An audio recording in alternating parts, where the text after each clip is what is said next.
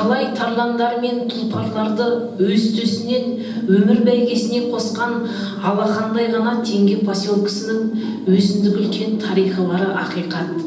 Кезіндегі 10 шақты қарапайым үймен қанатын қала іргесінен кеңге жайған Теңге бүгінгі күні мұнайшылар еңбегімен инфраструктурасы жан-жақты дамыған, әкімшілігі, мектебі, емханасы, мешіті, ардагерлер үйі, телефон станциясы секілді ел игілігіне жарар, құлақ тұрып көз тігер орталықтары бар елді мекенге айналғалы қашан. Күннен күнге көз тартар тұрғын үй саны көбейіп, халқы жылдан жылға өсіп, мәдени ошақтарды әлде де қажет етіп, дамып, көркейіп келе жатқан Теңге ауыз бірлігі бар, берекелі, құтқа толы мекен. Мұнайшылар еңбегімен Теңгеде бой түзеген ғимараттар ауыз толтырып айтарлықтай. Ниетіне қарай ырысы мол Теңгеде мұнайшылардың маңдай тер білек күшімен қабырғасы қаланған бірден бір шаңырақ нөмірі 14-ші орта мектеп. Қаралтынның игілігін кент болашағына жұмсаған мұнайшылардың үміті ақталып, бүгінде бұл білім ордасынан халқының қажетіне жарар мыңдаған жас түлектер қанат қағуда. Өзен кен орнының игерілгеніне 40 жыл толу мерекесінде теңгеліктер мұнайшылар еңбегімен жалау желбіреген дәл осы білім ордасы ауласында қарсы алды. Салтанатты сәттің қазыналы түбек Қызылсайда бастау алып, дәл Теңгеде жалғасын табуының әрине мәні зор. Оған себеп мұнайлы түбектің бағын жандырып, дауысын әлем деңгейіне жеткізген еңбек ардагерлерінің алдыңғы қатары Теңгеде. Қажырлы еңбек пен бейнеттің арқасында теңгелік мұнайшы ардагерлеріміз өзен кен орнынан 300 миллион тонна қара алтын қорын игеруге үлес қосты.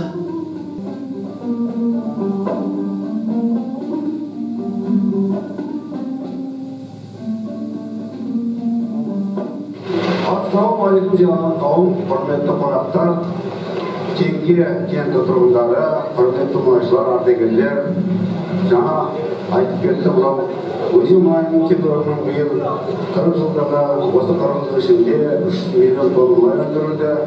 Осы мұнай өндірудің өзінің көптеген тарихи даталары бар, соған кішкене сіздерге тағы айтып кетейін. Бұл 1927 жылы біздің Маңғыстау түбегінде мұнай көздері бар екендігін дәлелдеу үшін, соны табу үшін 1927 жылы Қазақстан мұнай бірлестігінің жанында Маңғыстау мұнай газ барлау тресі құрылды. 1928 жылы бұл жұмыс басталып кетті. Осы өзенде, Жетібайда 1961 жылы осы 3 жылдан кейін бұрғышылар өзенде де, Жетібайда да, газдың да, мұнайдың да бар екен, оның мол қоры бар екенін дәлелдеді. Содан кейін осы Маңғыстау түбегінде өздеріңіз білесіздер 1963 жылы Маңғышлақ бірлестігі, мұнай бірлестігі құрылды. Содан кейін даму одан қарай жалғастырылды. 1964 жылы, бір жылдан кейін осы өзен қаласынан мұнай өндіру кәсіпшілігі құрылды. Міне бүгін 40 жыл өтті. Осы 40 жылдың ішінде өздеріңіздің қатысуыңызбенен ағаларымыздың, апаларымыздың, балдарымыздың 300 миллион тонна мұнайға біздің қолымыз жетті. Бұндай мұнай кен орны, бұндай мұнай көлемі Қазақстанда болған жоқ, тек қана өзен кен орнында. Өздеріңіздер білесіздер, бұл одақтың мезгілінде өзен мұнай кен орны бүткіл Совет одағындағы 6 кен орнының бірі еді. Оған үлкен мән берді, Москвада, Алматыда. Мінекей осының бүгін дәлелі, бұл мұнай кен орнында өте жақсы жұмыс жасап жатыр. Сондықтан мен айтайын дегенім, болашақ мол өзен кен орнының әлде де жылдан жылға мұнайымыз қайтадан көбейіп жатыр. Әрине, бұның бәрі оңай болған жоқ. Мұнайды тауып, оны өндіріп, оны тасымалдап, оны осындай жағдайға жеткізуге. Оған көптеген жұмыстар жасалды. Құлдырау мезгілдері де болды, көтерілу мезгілдері де болды, қиындықтар да болды. Бірақ соның бәріне біздің осы мұнайшыларымыз бәрін дұрыс жолын тапты. Мысалы 1975 жылға дейін мұнай жыл сайын көбейе берді өзенде. Ол 16 миллион 300 мыңға жетті 1975 жылы. Бірақ 1976 жылдан бастап қайта мұнайдың өндіріліп тұрған мұнайдың жыл сайын құлайтын сәтке де ұшырадық. Одан 1980 жылы ол мұнай 10 миллионға дейін азайып кетті. Жыл сайын 1 миллион мұнай жоқ болды. Сол мезгілде осы инженер техниканың күшіменен, ғылыми зерттеу институттерінің күшіменен біз жолын таптық, қалай мұнайды ұстап қалу керек. Сол 10 миллион мұнайды соны ары қарай құлатпай 1990 жылға дейін 10 жыл бойы осы мөлшерде ұстап отырдық. Алайда білесіздер, 1990 жылдан бастап қайдан ыдырағаннан кейін тағы да біз өзен мұнай күйлері кідіріске тап болды. Ол 1994 жылы тек қана осы өзенде осы өзеннің өзінде мұнай бірлестік құрғаннан кейін біздер жолын тауып қайтадан бүгін міне сол құлаған мұнайдың көлемін көтеріп, биыл мысалы мұнайдың көлемі өзеннің өзінде 6 миллион 100 мыңға көтеріліп тұр. Осы сол 94-тен бері қарай жыл сайын 500 мың тонна мұнайды көбейтіп жатырмыз. Бұл өзеннің былай айтқанда болашағы мол. Жердің астында 1 миллион 200 миллион тонна мұнайды тек қана бүгін алғанымыз біз 300 миллион. Сонда қараңызшы, әлде де 850 миллион тонна жердің астында бар. Мұнайдың тек қана 25%-ін алдық. Сондықтан біздің бұдағы қорымыз әлде де 10 шақты жүз жылдарға жететін қор бар. Әрине біз бүгін тек қана осы қорға жұмыс жасамаймыз, біз жаңа да алаңдарға шығып жатырмыз. Мысалы, тепке деген алаңды беріп жатырмыз өзен мұнай өндірістік бірлестігіне. Өзеннің шығысында мынау Тұлбарақшаның ойпаты бар, оған да шығып жатырмыз. Қараманбастың өзіне іздеп жатырмыз. Басылмұрын жаңа купылынан түбінен триастан іздеп жатырмыз. Осының бәрі мұнайдың қорын жаңа көздерін табу, соны көбейту. Сондықтан осы мұнайдың көзі болашақта көп болады есептеймін. Осы қатынасып отырған біздің үлкендеріміз, балдарымыз осылардың игілігіне жаралады деп есептеймін. Енді айтайын деген мынау осындай мейрамда бәріміз де жақсы кездесіп отырмыз. Сіздерге зор денсаулық, жанұяларыңа амандық, балаларға бақыт тілеймін, тыныштық тілеймін, елге тыныштық тілеймін. Ал енді табыстан табысқа жете берейік, бәріміз бірге жұмыс жасайық. Енді мына біздің жаңа айтып кеткен министрдің бұйрығымен жаңа естелік төстік жаңа белгі марапаттаймын. Оның енді айтып кетті, жаңа 870 адам деді. Бірақ бүгін мұнда біз 30 адам тұрар шақырып отырмыз. Осындай жиналыс қазір Қызылсайда өтіп жатыр, қалада Дастарханда өтіп жатыр, қалада жастар жерінде өтіп жатыр. Бәрінде де 30 адамнан ардагерлер шақырдық. Қалған адамдарды ертең осы келесі демалыстарда біздің өндірістік өзен мұнай кәсіпшілік өзі шақырып арнаулы кездесу бар. Сонда қалғандарына тапсырамыз. Енді сіздер ол саты бойынша сіздер шақырып, сол марапаттауға рұқсат етсеңіздер. Мұнай саласында 21 жыл еңбек еткен, ООС 5 мекемесінде жұмыс жасаған Абдыров Ыстырған.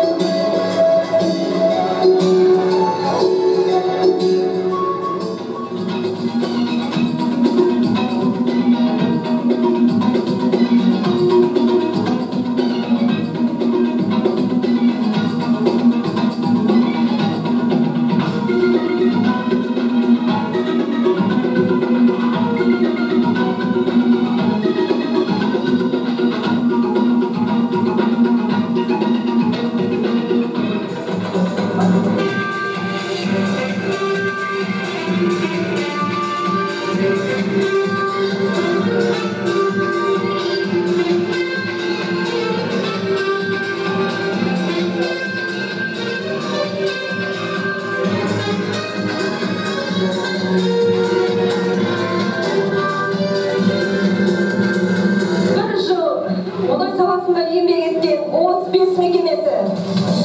Әбдіғалиев Безберген ағам.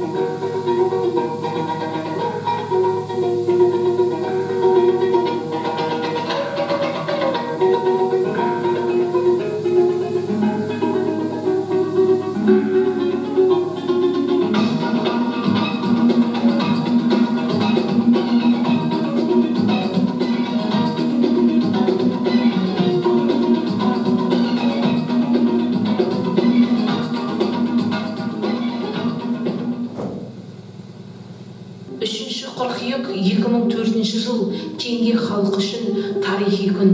Бұл күні өзен мұнай-газ жүйесіне қатысты әр мекемеде, әр жылдарда қызмет еткен 30 теңгелік мұнайшы ардагерге Қазақстан Республикасы энергетика және минералдық ресурстар министрінің бұйрығы салтанатты түрде оқылып, омырауға тағар естелік белгінің куәлігі ардагерлердің қолдарына беріліп, естелік белгі мұнайшылардың омырауына тағылды.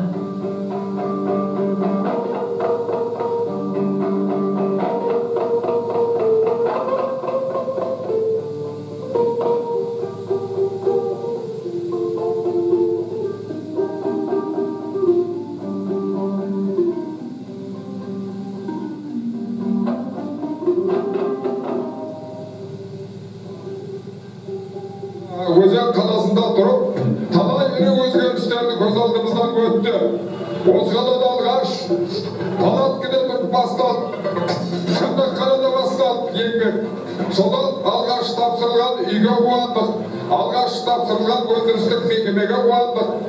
Әрбір отырғызылған ағашқа, әрбір отырғызылған бұтаға қуандық.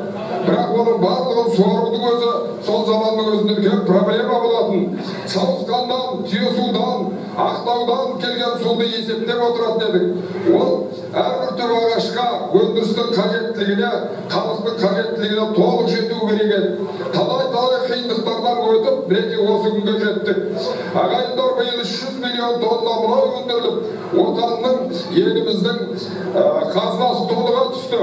Және бір айтатын жағдай, кеше өздеріңізге мәлім 90 жылдары еліміз тәуелсіздік алып, егемендігіне ие болған кезде зейнеткердің зейнетақысы, еңбекшінің еңбек ақысы уақытында келмей қатты қиналғанда сәттер болды. Сол тұста абырайды жапқан да осы Қарамұнай болды. Елдің республиканың бюджетінің 40%-ден астам табысы осы мұнайдың есебінен келді. Сондықтан мұнайшы біздің елімізде ерекше бағаланатын мамандық.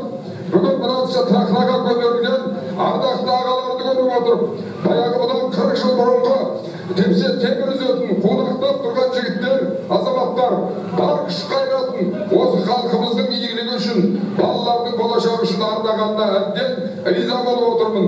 Осы арада ақжаулықты аналар отыр, бәріміздің ұрпағымызды көбейткен мына Қазақстан жеріндегі 14 облыстың ішінде халқы өсіп келе жатқан бірден бір жалғыз облыс Маңғыстау облысы.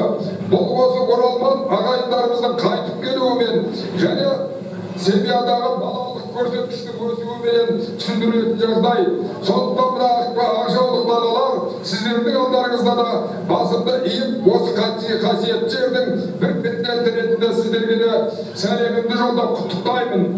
Мына бүгінгі топта жас шәкірттерді көріп тұрмын. Ертеңгі осы киелі жердің иесі, осылардың қолда өмірдің тізгіні 10-20 жылдан кейін тиеді. Бұл балалар сіздердің бойларыңыздан асыл қасиетті көріп, соларды бойына егіп сіңіре білсе деймін. Мына ардақты ағалардың қариясы бар үй, ол жазулық хаты бар үй. Ол еш уақытта жоғалмайтын ел. Мына біздің еліміздің жақсы дәстүрлері хаттар арқылы беріліп, балалар арқылы жалғасады деп есептеймін. Бүгінгі мына мереке құтты болсын. Мерекемен құттықтауға Қазмұнайгаздың барлау өндіру акционерлік қоғамының бас директоры Марабаев Жақыптың атынан, өзімнің атынан, сол ұжымның атынан мына мінбеге көтеріліп сіздің бәріңізге жарқын болашақ тілеймін. Алдағы күндерде амандық болғай, бастарыңыз бүтін іргелеріңіздің бүтін болуына тілектеспін ағайын.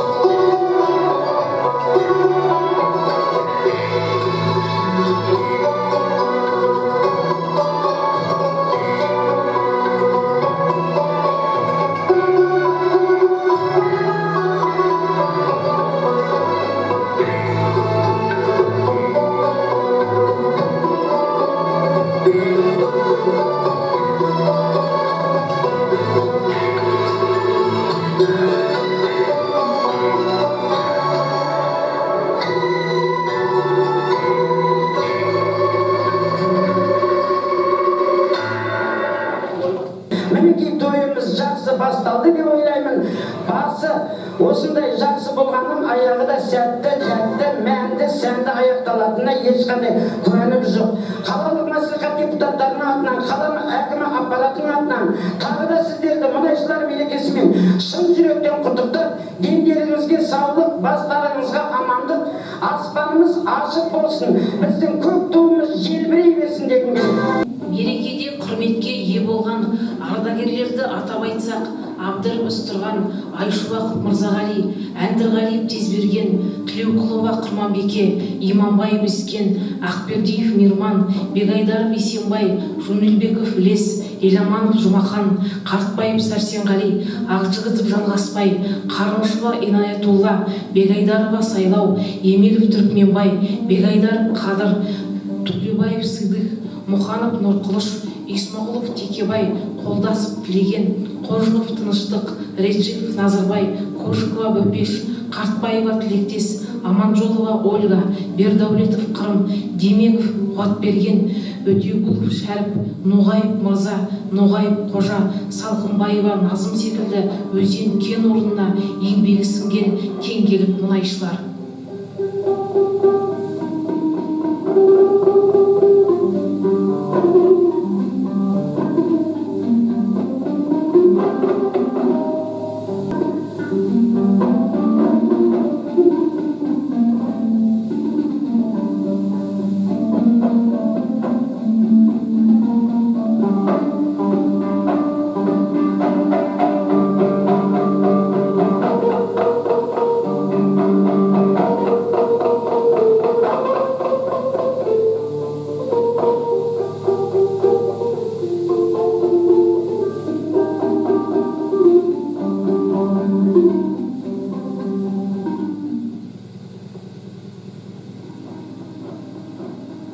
Ғасырлар бойы ұйқы құшағында жатқан Маңғаздала қойнауындағы қазбабайлық құпиясының сырын ашуға еңбек еткен теңгелік ардагерлеріміздің осылайша еңбегі жанды. Қазақ еңбек ер атандырар деп бекер айтпаса керек. Бұдан 30-40 жыл бұрын жалынды жастық шақ, бойдағы қайрат күш жігерін әйгілі кен орнының игілігіне арнаса, бүгінде ардагер мұнайшыларымыз сол бейнеттің зейнетін көріп отыр.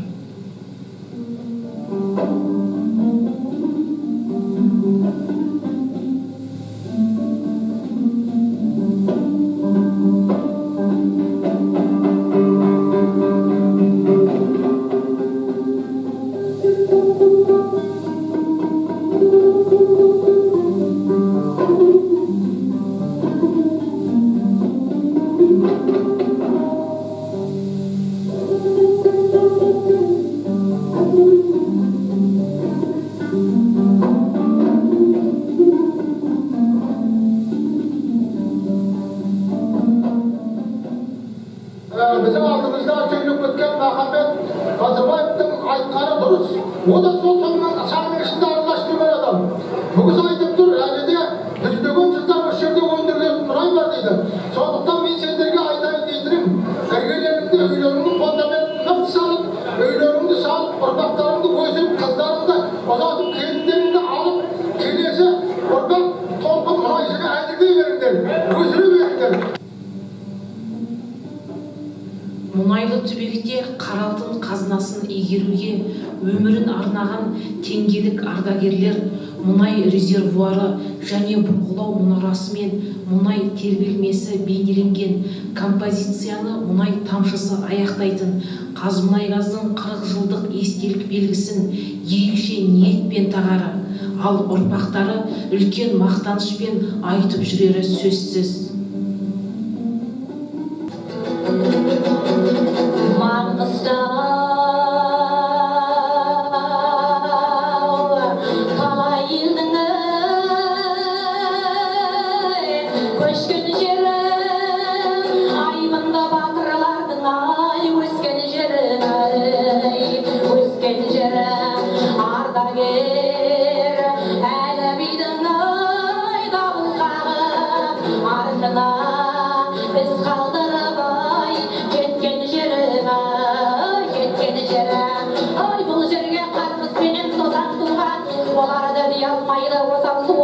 Бұл жерге Arka boltar katıla bosak tuğan, jır dökкен adıl ақтан ақын нұрын қашаған сәтті қолмен жырау бұрын. Айбынды жақсы сөзін еліне арнап, өткен жер жырға қосып, ай, бізден бұрын, ай, бізден бұрын. Солардың ұрпағының үлесіне, ешкімнің ұшырамай сіресіне, Маңғыстау көтерді алтын шаңырағын, қол салып кеп байлықтың сүбесінде. Ой, Маңғыстау құтты қоның шаңырағын, ізеттің басым дейіп табынамын. Түреген түбегіме үнім қоспай, мен қалай шағысымнан жаңыламын. Ой, Жетібай өзенім мен Алтенге, қалалар сап түзеген құла дөңге. Санасам байдыңға сан жетпейді Маңғыстау. Мәшһүр болдың талай елге, талай елге.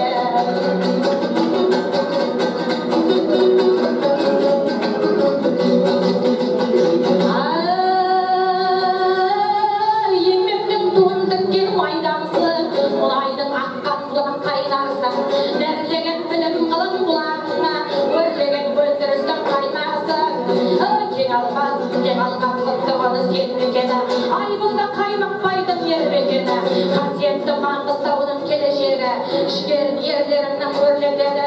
Ал бұл жырым ендігіңе шашын болсын, мәртебе Маңғыстауым асыл болсын.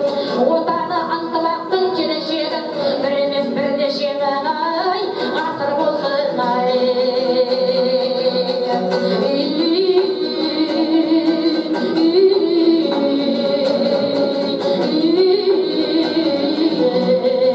Ғасыр болсын.